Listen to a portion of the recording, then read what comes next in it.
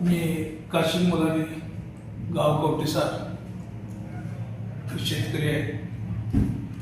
माझी 20 एकर जमीन वडील उपराजीत मला मिळालेली आहे आणि 1985 पासून पाण्यास्थळ बागायत होती.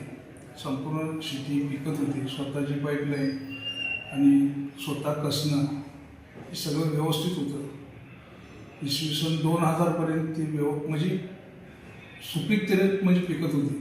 तिथून पुढं 2-4 वर्षामध्ये बारमाही नदीला पाणी झालं, रस्ते वाढले, वाहतूक वाढली, पाण्याचा निचरा व्हायचं बंद झालं.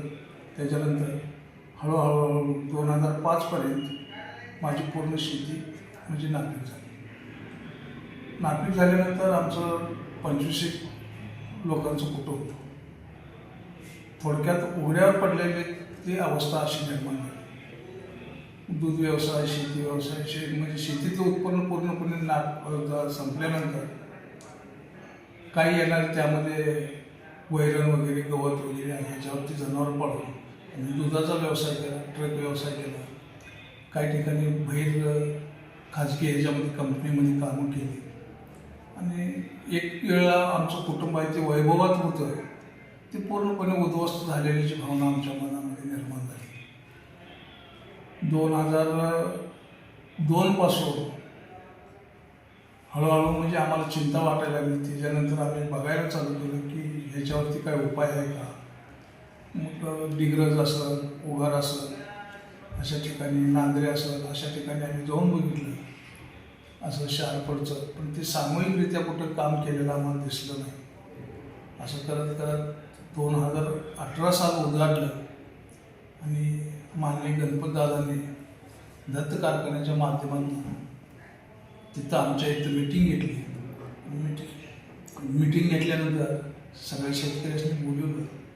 माझीच नाही तर आमच्या गावातली जवळजवळ 450 एकर जमीन म्हणजे पडीक होती. बाळवंटासारखी अवस्था निर्माण झाली.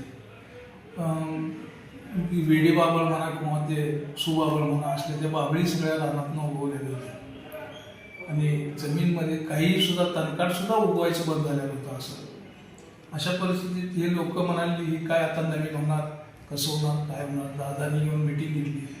त्यांना समजावून सांगितलं की ह्याच्यावरती उपाय आहे, हे अशा पद्धतीने गेला सगळेजण मिळून जर गेलं तर हे काम यशस्वी होईल, तुम्ही करा आणि मी तुमच्या पाठीशी आहे. मग आर्थिक प्रश्न निर्माण झाला.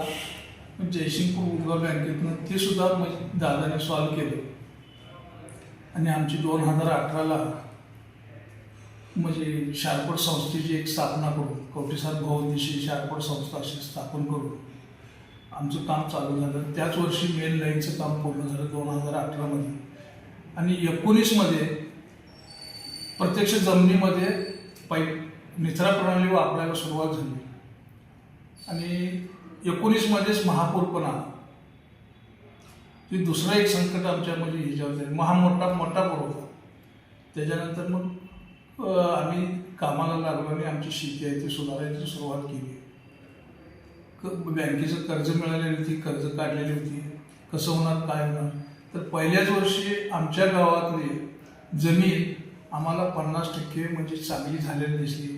त्या जमिनीमध्ये पिकं उगवायला लागली, ऊसं थोडीफार यायला लागली. आज आमच्या जमिनीमध्ये एकरा 60 टनापर्यंत उतारा पोचला आहे आणि खोडव्याचं उत्पादन आहे ते 50 टनापर्यंत गेलं आहे. जी जमिनीमध्ये आमच्या 20 एकरामध्ये 100 टन टोटल ऊस जात नव्हता, तिथं आता 1000 टन ऊस आमचा कारखान्याला चालतो आणि ह्या दत्त कारखान्यालाच येतो. दादाने अतिशय म्हणजे चांगलं काम करून आम्हाला दिलं आहे. आमच्या जीवनामध्ये त्याच्यामुळं बदल घडला. एकेकाळ वैभवामध्ये आमचं राहणारं कुटुंब ज्यावेळेला ही शारपड झाली त्यावेळेला उद्ध्वस्त झाल्याने निराशेच्या भावनेमध्ये होती. ते आता असं आम्हाला वाटायला लागलं की गत वैभव आम्हाला प्राप्त झालं आहे आणि आता सुखी आणि समाधानी आहे की या दादांच्या प्रयत्नामुळं. आणि असंच प्रयत्न सगळीकडे व्हावेत आणि या शेतकऱ्यांच्या जीवनाला परत आणि एक नवीन वैभव प्राप्त व्हावं एवढंच मी बोलतो.